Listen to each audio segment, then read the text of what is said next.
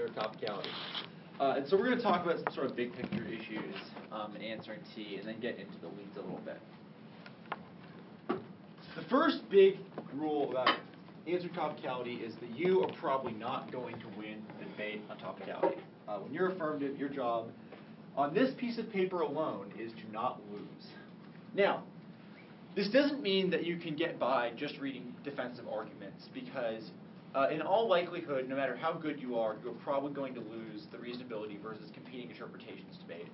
There are some people out there, I think, who are right, who think that reasonability is probably the framework in which we should evaluate most T and theory questions. That does not seem to be the prevailing view in Parley these days. It seems like a lot of judges, particularly judges at big national tournaments, tend to tend to believe in competing interpretations in basically every debate that is at all contested on this question. Which means that when you are debating topicality, you should debate the T-flow as if you're going to lose the reasonability versus competing interpretations debate. And this is just a general principle of good debating, which is that you should always debate in a way that sort of assumes that you're going to lose some key arguments and explain why you still win. But in particular, you should be trying to prove that you have the best interpretation on topicality, because in the event that they do go for T, you need some arguments that are going to be able to win you in the PMR, even in a world where they win the interpretations debate. Which means that you basically need to try to do three things in the MG when you're answering T. One is to convince the MO not to go for T. And this is actually a lot easier said than done, or a lot easier done than said, because really, most MOs don't like to go for T. Usually in any particular year, there's like a handful of people who will go for T every debate, no matter what, and everybody else just reads it because either to protect their links to their other arguments, or simply just as part of a big horizontal negative strategy, and then they never go for T. Like, we read T basically every debate, and then I don't think we've ever gone for it this year. And so, and I think that's pretty typical of a lot of teams, where they will read T a lot of the time when they're negative, and then they'll just never, ever, ever go for it. And so, usually in those situations, you just need enough coverage on T to convince them not to go for it. Secondly, you need to put yourself in a position where if they do go for topicality, you have some arguments in PMR that you can leverage. And ideally, you want enough to set yourself up for the PMR if the block collapses entirely to T. But certainly, you need at least a few good arguments that the judge can really latch onto and can use as a reason to not vote on topicality or to believe that your interpretation is better. The last thing is that in spite of numbers 1 and 2, you need to not spend so much time on topicality that you undercover other arguments, right? Usually when teams read T, they do it because they're going to get a positive time trade-off on T, that the MG is going to spend a lot of time answering T, spend time undercovering other positions, and they'll go for the K, or they'll go for the disad, or whatever. And so you need to not spend so much time on T that you're going to undercover other issues in the debate and put yourself in a position where you're likely to lose. So, the first thing you want to say on T is a we meet. And this is just a reason that you satisfy the negatives interpretation. We meet is a really interesting argument on T because it's literally the only argument that you can make on T that is terminal defense. If you win the we meet debate, that's it. No matter what their interpretation is or what arguments they have for why their interpretation might be better than the counter-interpretation, if you win a we meet, that's just a terminal no link, and the T debate is done, which means that it's really to your benefit to read a we meet, either because they might drop it in the MO, or if you can convincingly explain why you meet the text their interpretation. Usually the easiest we meets are in situations where your AF is the resolution. Sort of the more creative your plan mechanism is, or the more in which the wording of your plan deviates from the wording of the resolution, the harder it will be to satisfy a we meet. But again, sometimes even if your plan is the resolution, you can still lose on T. And sometimes even if your plan sounds nothing like the resolution, you can still win a we meet.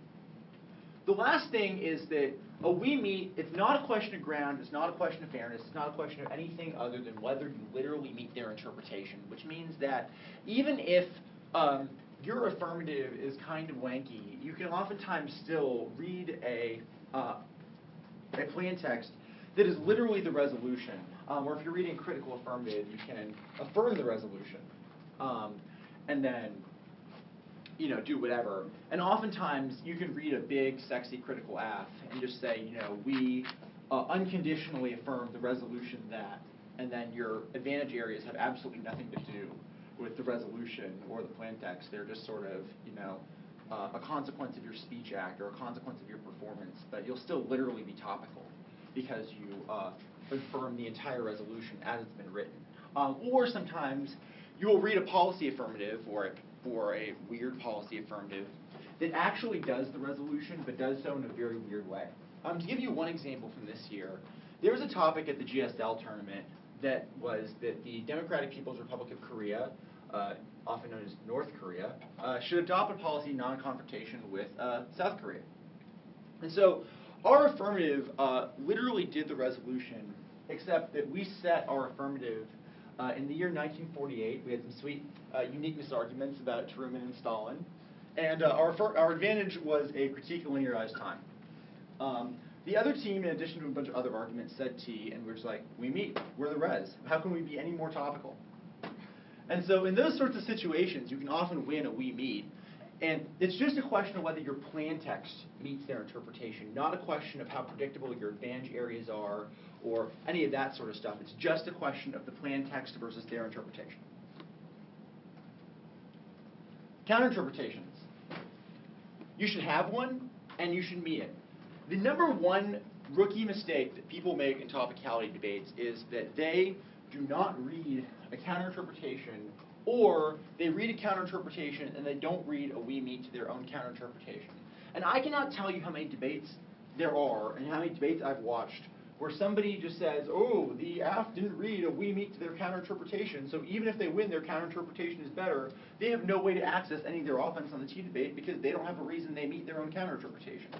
And nobody likes debating, deciding rounds on this argument, but plenty of judges are willing to do so and will expect you to read a we meet to your own counterinterpretation. And there's really no reason that you shouldn't. I mean, certainly, I can't even imagine that if you just say, this is our counterinterpretation and we meet our counterinterpretation, just utter the words, we meet our counterinterpretation. That's probably going to be enough in front of 95% of judges to get you over this hump. One thing to think about with the counter, and there are also issues about whether the counterinterpretation is sort of competitive with their interpretation.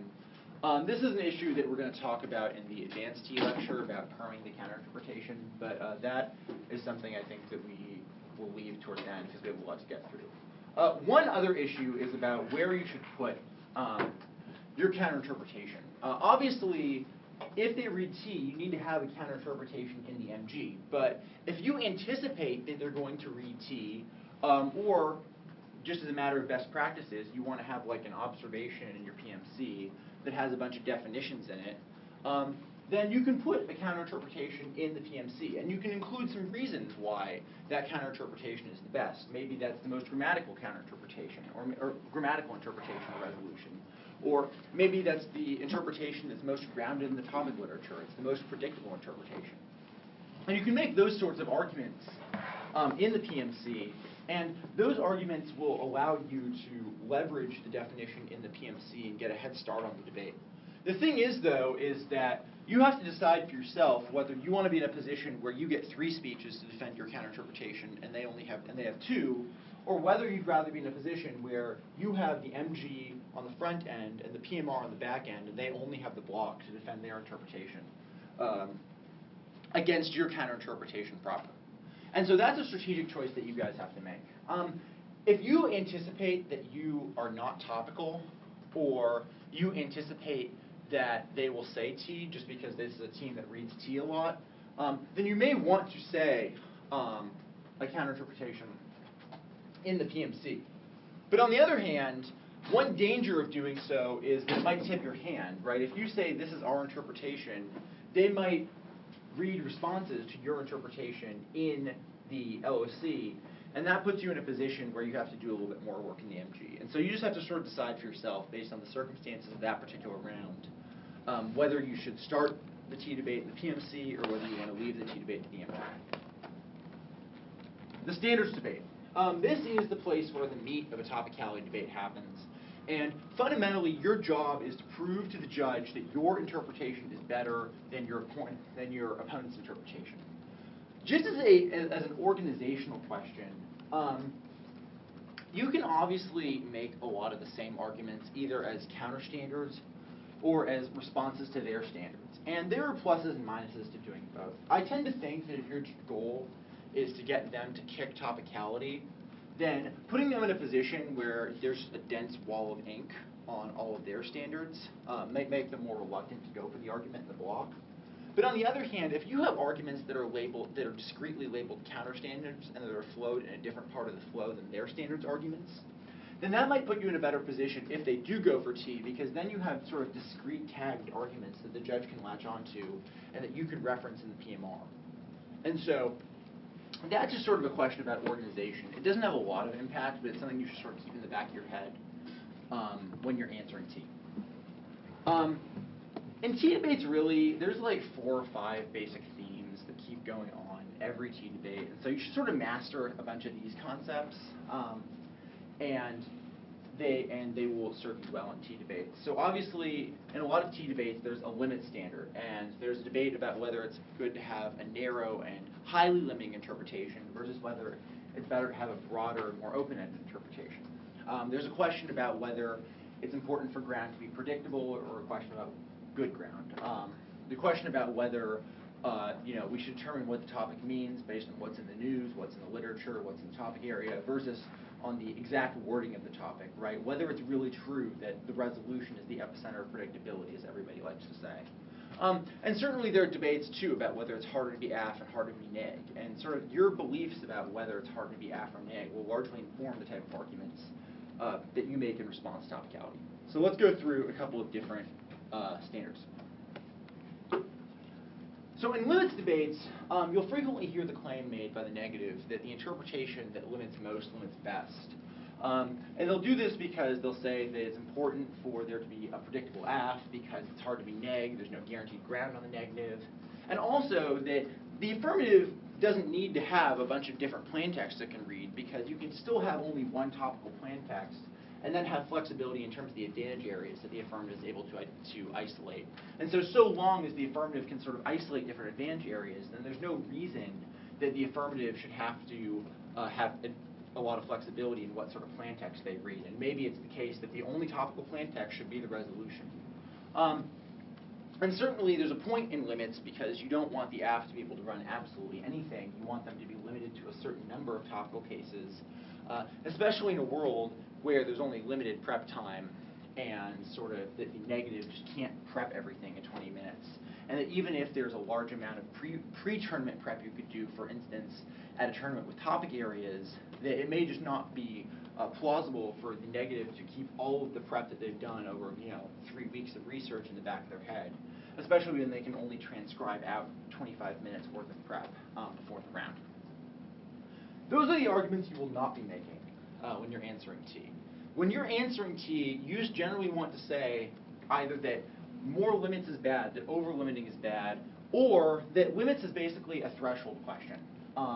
And that it's not about having the most limiting interpretation. It's about having an interpretation that is sufficiently limiting to give the negative, or to give the negative a sort of range of cases that it can predict and that it can generate a strategy against, but not necessarily to limit the affirmative down to only one topical affirmative. So the few arguments you can make here. One is just this general argument about whether it's harder to be AF.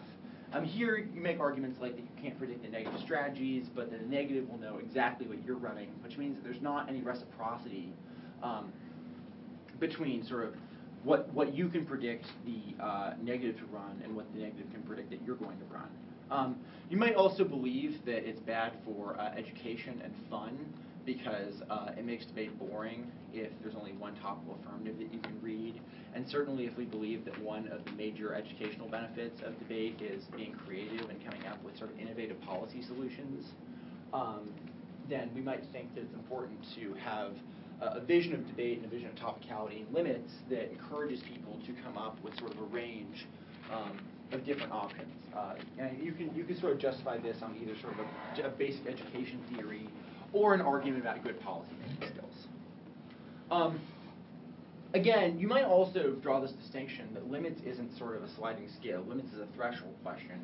And the goal of limits is not to create the most artificially limiting interpretation, but rather just to create an interpretation that is good enough to sort of protect the core negative ground. And that even if it's true that the negative is guaranteed a certain subset of ground by the topic, then that's all they need. You don't need to give them all the ground they want. You don't need to limit the affirmative to one topical affirmative. You just need to give them enough ground that they can clash with you and they have a range of strategic options that is roughly reciprocal with that of the affirmative.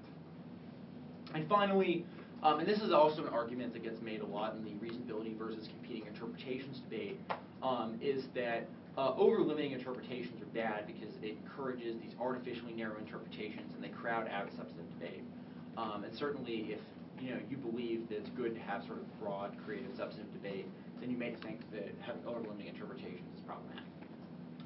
But again, most judges are sort of not quite in the school of interpretation that limits most, limits best, but I think that judges generally are interested in hearing from you an account of why your affirmative, or why your interpretation is sort of sufficiently limiting, and why, if it was true that the judge adopted your interpretation, that the app wouldn't just have a million cases that they could read.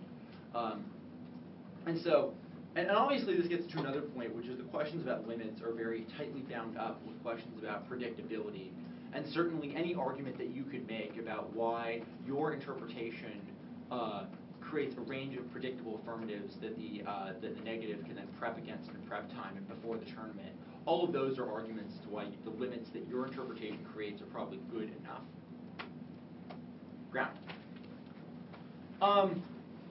The basic debate in ground is about whether you want to have predictable ground versus good ground, whether it's important for the affirmative to have a lot of different cases they could read, and the negative to have a lot of different disads, a lot of different K-links they could read, or whether it's important to have predictable ground, whether ground that they can actually sort of predict during prep time. At least if you believe that sort of prep time before the round is distinct from a part of the round. I mean, again, a claim that people make a lot in topicality and theory debates is that the round doesn't start at the PMC, the round starts in prep time, and therefore the distinction between prep time and round time is largely artificial. And here too, the distinction between predictable ground and good ground is also kind of an artificial distinction, because what's the use of ground, even if you have access to a bunch of awesome disads and counterplans and critiques, what's the use of that if there's no way that you would predict that you would have those links because of the nature of the interpretation? And I guess also, you have to keep in mind that ground debates are always a question of sort of what arguments are included and excluded. This has two sort of ramifications for you when you're answering topicality. The first is that you need to have an explanation of what ground they still have, right? And you just can isolate specific disads they would still have, specific counterplane arguments they would still have. And the more plausible that you can make these arguments sound, the better, right? Like if you come up with some wanky-janky, SCOTUS distinguished counterplane that they would still have in a world of your interpretation, that's probably not going to be compelling to the judge as an example of good ground that they can have. Whereas if you're like, no, you would still have access to your, in a foreign policy topic, if you're like, you still have access to all your, your consult arguments, you still can have the hedge debate, you can still read your relations disads, right? And if you're like, our interpretation still guarantees you this ground, then you're going to have a much easier time persuading a judge that your interpretation is a relatively fair one and includes a requisite amount of ground for the debate to be, meet some sort of threshold level of fairness. Keep in mind, too, that one answer is to say that the ground that your opponent claims that you steal from them is bad ground. A really obvious example of this is that they're like, well, we couldn't read this pick we want to read because of your AF. Then you could just be like, yeah, but picks are bad, especially on this type of topic. And our interpretation is good because you shouldn't have been able to read this pick because picks are unfair and they jack our ground. And our interpretation is good to the extent they crowd out arguments that are not valuable. And in general, too, in any kind of ground debate, whether it's a theory debate, whether it's a topicality debate, you want to make arguments about why the fact that your interpretation crowds out certain types of ground. Because everyone talks about inclusion as if it's a good thing, exclusion if it's a bad thing. And in most cases, that's true. But in topicality debates, it may be the case that there are certain types of arguments that we really want to keep out. And picks might be one of them, maybe. Again, you also want to engage in this threshold question, right? Is it true that they need the best division of ground, or is it true that they merely need sufficient ground in order to be able to debate against you, right? And you have to ask, too, why is the negative entitled to the disads they want to read, right? And you see a lot of negatives when they read T. They'll say, we wanted to read this disad, and your interpretation doesn't let us read this disad, and we wanted to read this disad. It's really important, guys, this disad. And you just need to say, why is this disad the disad that you guys are entitled to read? You could have read this, you could have read this, you could have read this. And in a lot of situations, I mean, it's really obvious that there's plenty of ground you could read. The most obvious example of this, for instance, is if your affirmative is DDEV, and they read T against you, a lot of judges will be persuaded by the argument. It's like, we collapse capitalism. Seriously, what couldn't you say against us? We collapse global capitalism. There's so many arguments you can make. Why are you reading T against us? Get a clue, read a book. And, and I think that in those sorts of situations, it's very easy to say that you guys have a lot of ground. There's no reason why you guys are entitled to the specific little disad that you prepped in prep time. That was, and you should be held accountable for your unstrategic use of prep time, or the fact that you don't know how to manipulate generics in this debate, not the fact that we read this interpretation, which gives you plenty of ground. Similarly, you also want to be asking these questions about what ground you have actually lost, right? So there are questions, for instance, about whether the abuse that's gone on is potential abuse, or whether they actually have been denied access to the disad, or whether you are going to spot them access to the disads. Like, we're not going to no-link your disads, so there's no abuse that's happened. You have all the ground that you want. So even if you claim that our interpretation would hypothetically crowd out your disad, that isn't the case in this debate, because we are going to give you your disad links. Keep in mind, too, that the flip of this sometimes happens. I don't see it a ton, but occasionally you will get teams who are AF, and they will go balls to the wall on T and the MG, like read 30 arguments, and then they'll say, we will no-link your disad. And that's okay, because you didn't get your disad. You're not entitled to your disad. Stop whining. Us no-linking your disad is not proof of abuse. Us no-linking your disad is because our interpretation is better than yours, and you should stop crying about it. And you'll see that occasionally. And I think, actually, that if you really are going to go, read a bajillion arguments on T, then you may just want to go all the way and start no-linking some disads, right? And a lot of judges are just like, oh, well, link the disad, so that's proof of abuse. But saying that's proof of abuse begs the question of whether you won the standards debate on topicality in the first instance. And so if you're just like, if we win the standards debate, it's not abusive because that's not ground you were entitled to in the first instance. And in those sorts of situations, then you may be able to do that. Again, this also gets at a question, and this sort of gets broached more in the competing interpretations versus reasonability debate, but this question about whether it matters what your interpretation justifies, right? Like, even if they say, well, your interpretation would justify this unpredictable AF. If you say our AF isn't unpredictable, or your interpretation would justify this, and this, unfair AF. You say our AF isn't unfair. You have all the ground you want. We don't crowd out your disad links, your K links, so I don't know why you're whining. Then I think that that's a plausible argument. And you should always be making these sort of like, no, potential abuse doesn't matter, actual abuse matters. It's all about sort of your access to your strategy in this debate. And if your access to this strategy in this debate isn't compromised, there's no reason you should vote on T. And all these arguments about why our interpretation would justify this, and this bad thing is a bunch of hand-waving and speculation that isn't a reason that you should vote on topicality in this debate at the expense of substantive arguments. The grammar versus topic literature debate. Usually I feel like in the MG, you'll end up on the side of topic lit good rather than grammar good. Grammar good, it seems just as a general matter that negatives tend to be big proponents of grammar, limits, predictability, textuality, precision type arguments. And those are arguments that sort of lend themselves to very narrow interpretations of the topic. Whereas affirmatives tend to do better talking about topic literature, talking about ground, and making arguments as to why the negative still has sort of a variety of strategic options at their disposal. So it's not really, but occasionally you'll make some grammar arguments, yeah. So I guess I'll sort of do this whole debate on both sides. So in terms of grammar, everyone always makes this claim that the resolution is the epicenter of predictability. And it's not merely the resolution as, what it means, but rather that the words in the resolution are what give you access to specific arguments. And more to that point, that the resolution is what determines topic literature. There's no way to say that this is topic literature in a vacuum, because you never have a topic, right? Like, this is never a topic that you will see at a debate tournament. You will never see the topic Iraq. Maybe in a community college tournament, you will see the topic Iraq exclamation point.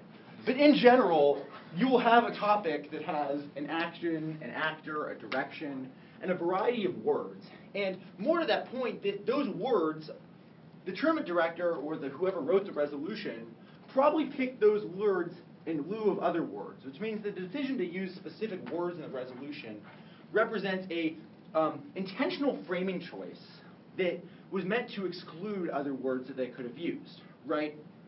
Like, for instance, a good example of this.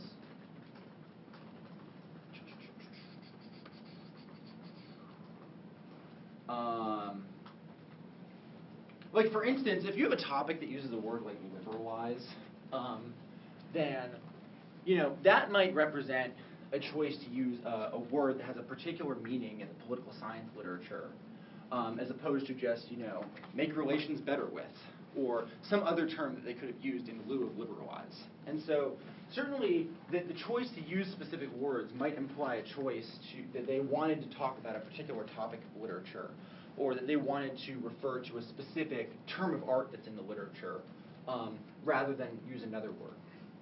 But the broader point here is that there's no such thing as topic literature in a vacuum, because the topic literature is the literature that's about the resolution. There's no way to have, it's not just the literature about Iraq, that the topic is what determines ground, and the topic is what determines what the topic literature is. There's no way to have topic literature in a vacuum from what the topic means. And so you have to determine sort of what the grammatical meaning of the topic is in order to engage any debates about topic literature. You also make standard arguments like that ungrammatical interpretations make the resolution incoherent, and even though there might be plausible interpretations of a particular vocabulary word, that there might not be might not be multiple plausible interpretations of a particular part of speech. For instance, and this is useful, for instance, if you're making arguments about what word the comma modifies, or making arguments about whether a word in the resolution is in the subjunctive, if it's participle, if it's a gerund, etc. And you can sort of call attention to those words and just be like, this represents a particular framing choice and has a very powerful meaning upon how we interpret the resolution. As a side note, if you're one of those people who wants to read T a lot, I really do recommend that you read a grammar or style manual. The Chicago Manual of Style is not really an interesting read, but if you need some light bedtime reading, then go nuts. And finally, getting back to the same point, how do we know what topic literature is, right? Because really, nobody's going to be, people spend, 5, 10 years, writing a dissertation and mastering the topic literature about a very small area of comm or political science or whatnot. So how do we expect people to know what the topic literature is in the 20 minutes since the topic got released? And certainly, it may be the case that just these topic literature claims are just really specious in a world where we don't have topic areas in the world, even if we did, that 3 weeks is not enough to master the topic literature, even about a discrete topic that you might see at the MBT or whatnot. On the other hand, there are some okay arguments for topic lit good. You may make arguments that just the grammar is bad because strict grammatical interpretations may make the resolution dumb. They might rob one side of ground. It might be a typo. And again, these resolutions are written by comm professors who oftentimes are not grammarians. And there may be, there are a lot of resolutions that, if you read them really literally, would just be ungrammatical.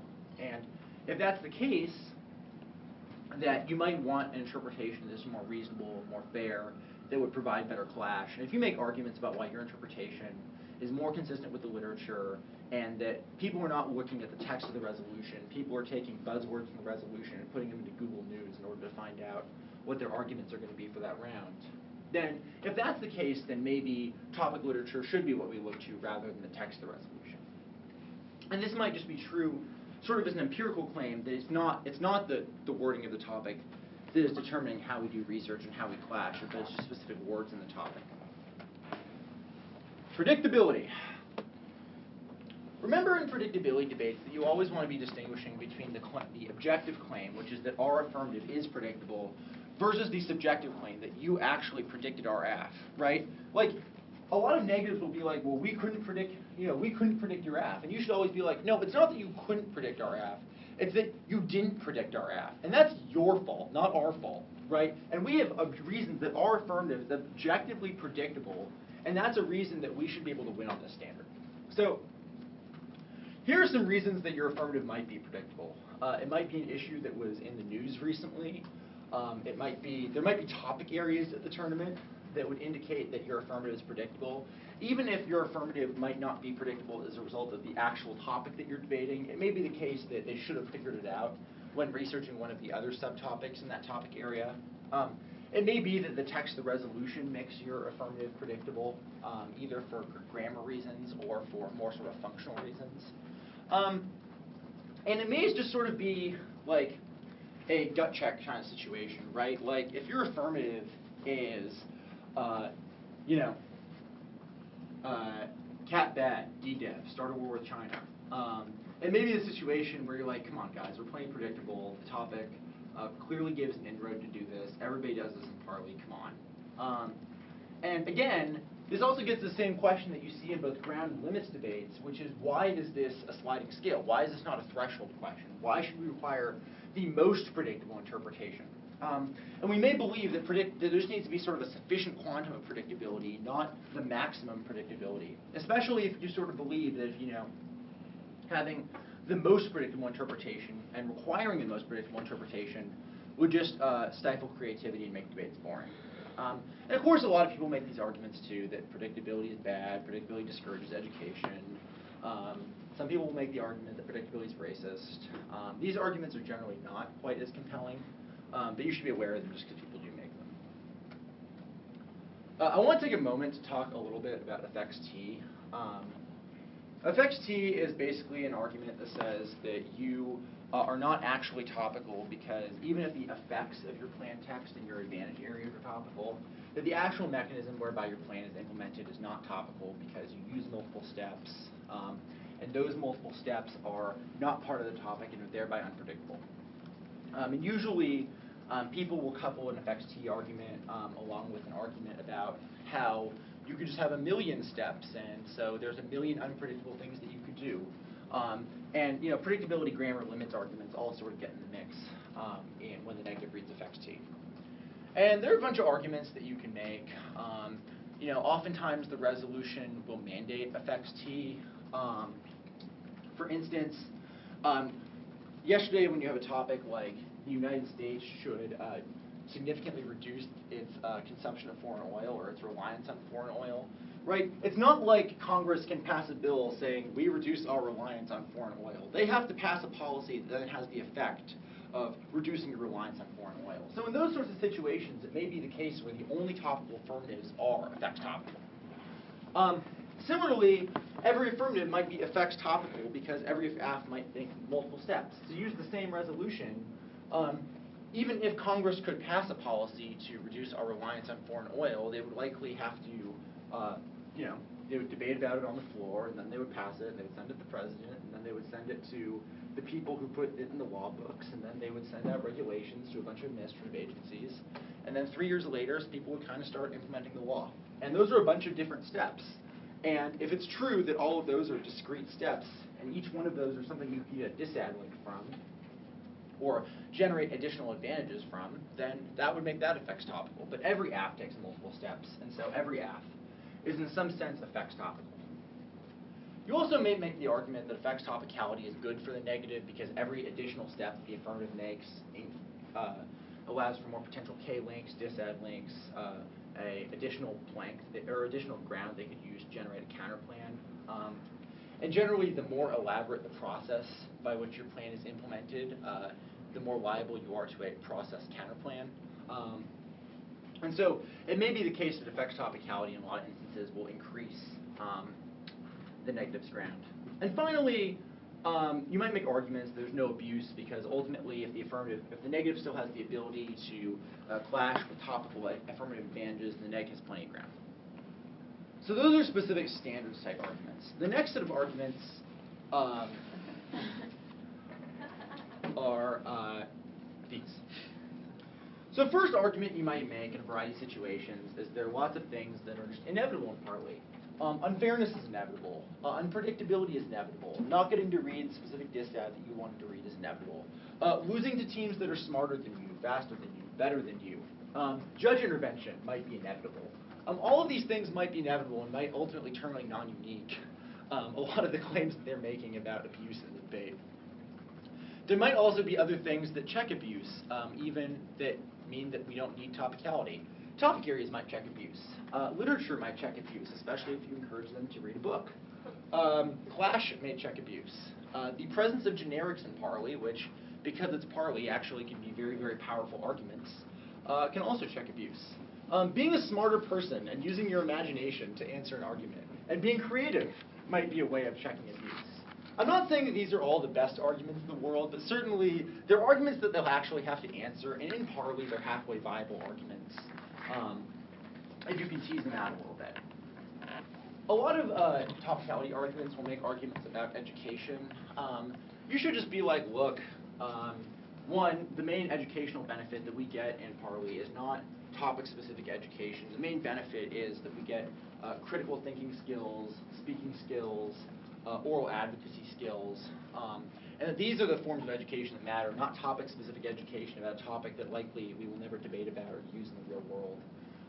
And to the extent that topic-specific education does happen, it doesn't happen in the debate round. It happens in prep time. It happens pre-tournament when there's topic areas. It happens when you're doing, discussions with your team. It doesn't happen. It happens everywhere but the round. And similarly, any arguments about how fairness is important or education is important because schools will stop funding debate or sending people to debate tournaments because it's unfair or uneducational, probably not true. People have done much more abusive things than whatever you are doing in this round, and debate, as you can all tell because you're all here, has not collapsed. And so most of these claims about the collapse of debate are probably specious and dumb, and you should say so. Finally, you can also always make the argument that even if your interpretation does make things hard for the negative, that as Tom Friedenbach used to say, hard debate is good debate, and if you don't like it, you can go to Russia. That basically, you can make arguments that hard debate is good because it's more educational, that it forces critical thinking skills, that it forces creativity, and that these are the things that are really good about debate. Or that hard debate is good because it makes debate fun, and if everybody ran the same affirmative all the time, that it wouldn't be fun anymore, and that nobody would come to tournaments anymore, because really, why would you spend 18 hours a day living on cigarettes and bananas and Red Bulls if it wasn't fun? And that if anything is going to trigger the collapse of debate, having debate not be fun would do so. You can also make the argument that we get to one, because we're AF, and it's way harder to be AF than neg in Parley. And there are not that many arguments you make on this point, but you can make the argument that the AF doesn't always have guaranteed ground or easy to access ground, whereas the negative always has access to generics. They can always read CAP, they can always read politics, they can always read a process counterplan, and so, unlike in policy where you have a pre-prepped affirmative every round, that you might not be able to come up with an affirmative very easily, and so you might want to have a broader interpretation that gives the affirmative access to more affirmatives. Probably not a very good argument on topic areas, but at non-topic area tournaments, it's kind of sort of viable. Again, there's no backside rebuttals, which means it's hard to be AF because the MD has to cover everything, and then the neg gets to collapse, and then you don't get a 1AR and a 2AR, you just get a PMR, which is sort of the worst of both worlds. And that might be another reason that debate is harder if you're AV. And this gets at the same point there. And there are other arguments, too, for why debate is harder when you're AV. But certainly, it can be useful to encourage judges to err AF on theory questions, and especially because in the event that the negative does go for T, then arguments like err AF on theory or err AF on T can be really useful to get the judge to declare T a wash or use as a tiebreaker in the PMR. On a similar note, you guys, when you are affirmative, should always make a reasonability argument. Reasonability is an alternative to competing interpretations, whereas competing interpretation says you should pick the best interpretation, reasonability says you just need to pick an interpretation that's good enough, that's a reasonable interpretation of the topic. And there are a variety of arguments you can make in favor of why the judge should use reasonability. Obviously, to the extent that language is indeterminate and words don't have stable and fixed meanings, then you might believe that we have interpretive communities in which there's sort of a range of meanings around particular words, and so long as your definition falls in sort of that range of meanings, or that penumbra around particular words, and that interpretation should be allowed.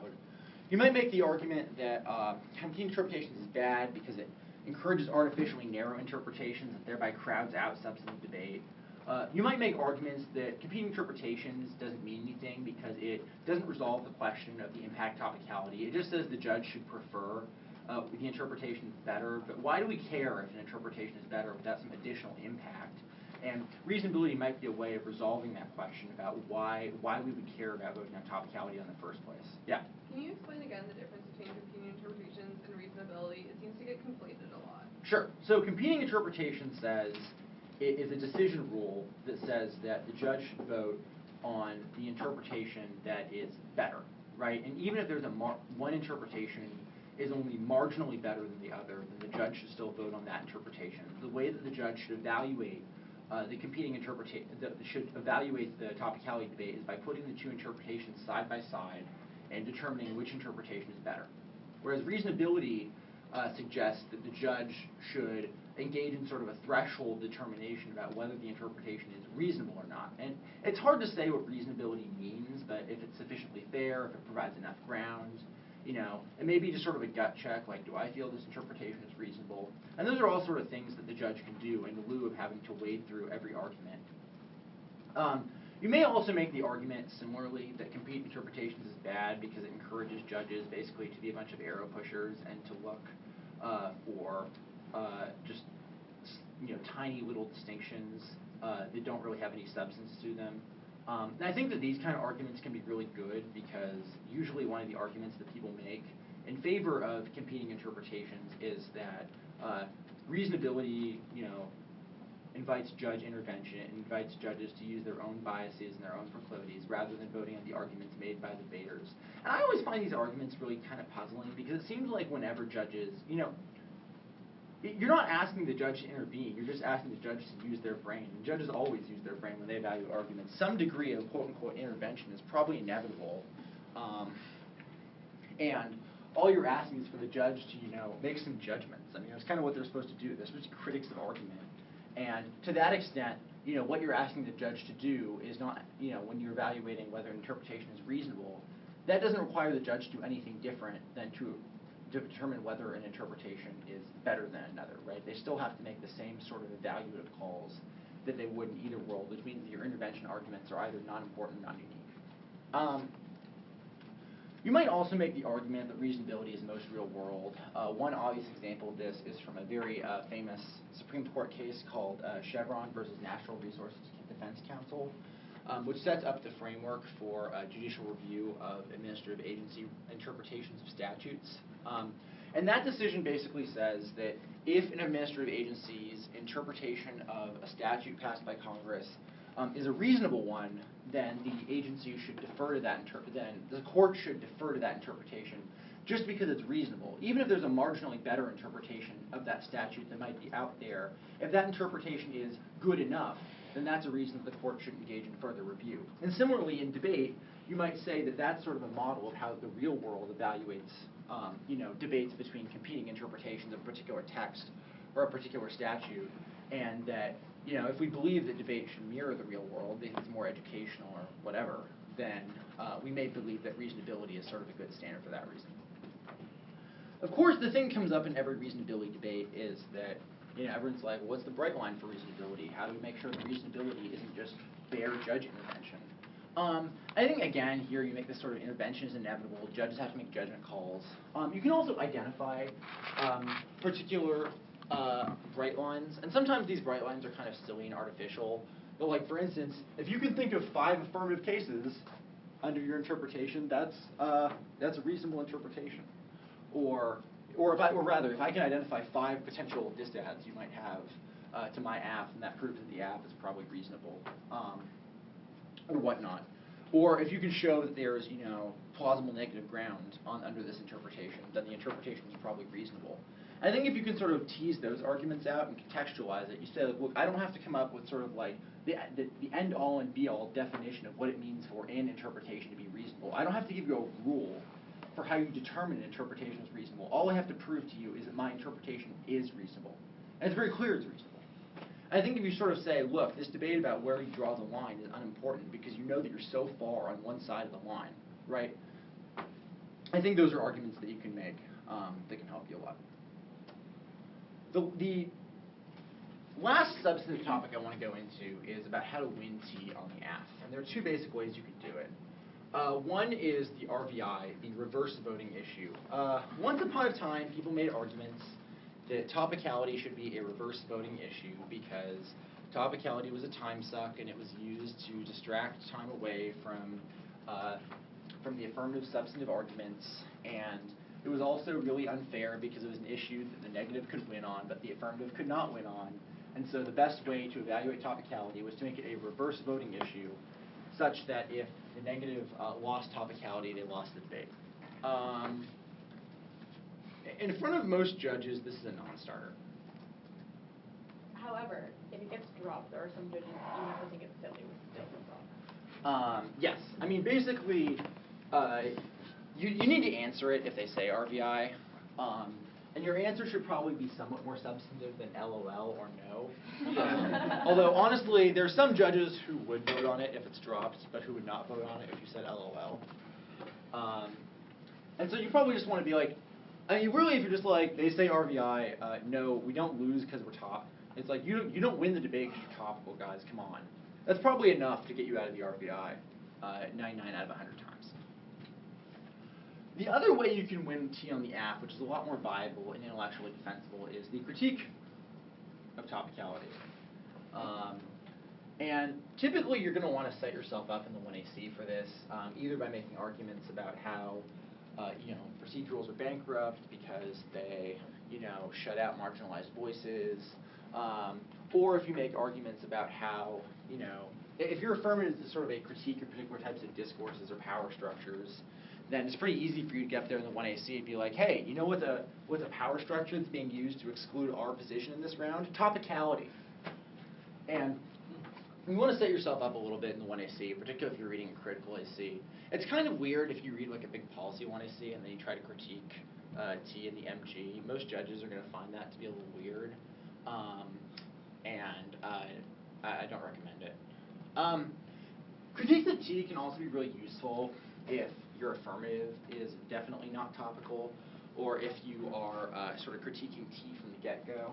Like one example of this is that there was a topic at the GSL tournament where the resolution was like the United States should enact a balanced budget amendment to the Constitution. And so we had an affirmative that enacted an amendment to the Constitution that mandated 1.5% of the federal budget be spent on health and sort of fitness spending.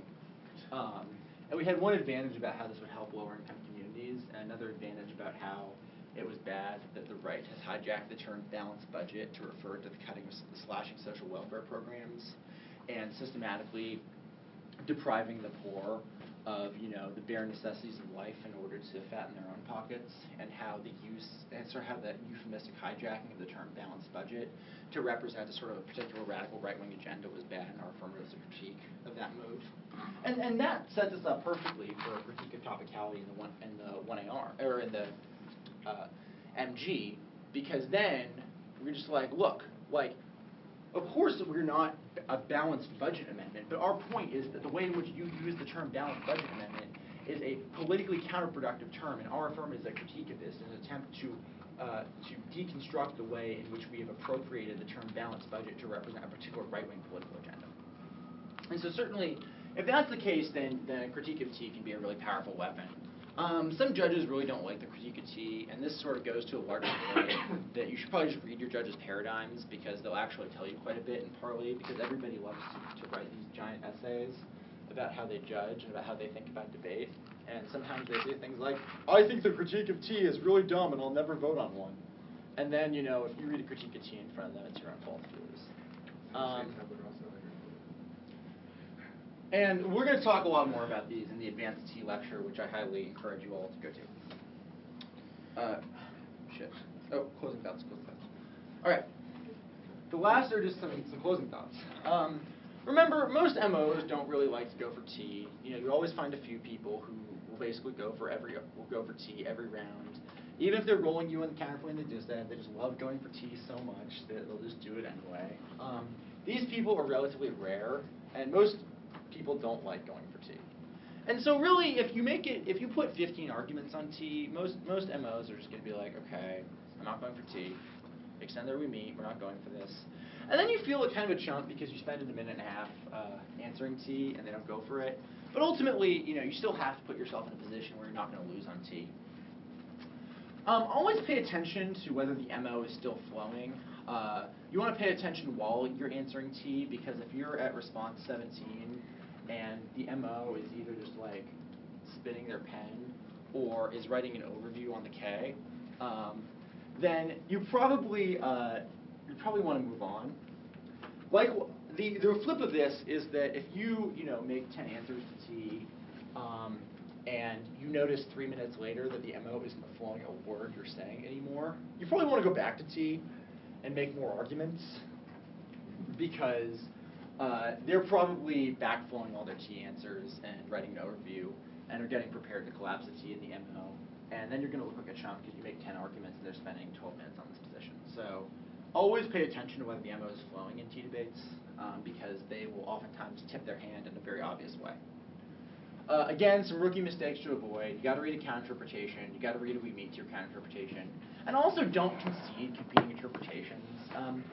You're probably going to lose the competing interpretations reasonability debate anyway, but it's a rookie mistake to concede competing interpretations, because you should always just say reasonability. Judges will sometimes vote on reasonability. Sometimes the MO will drop reasonability.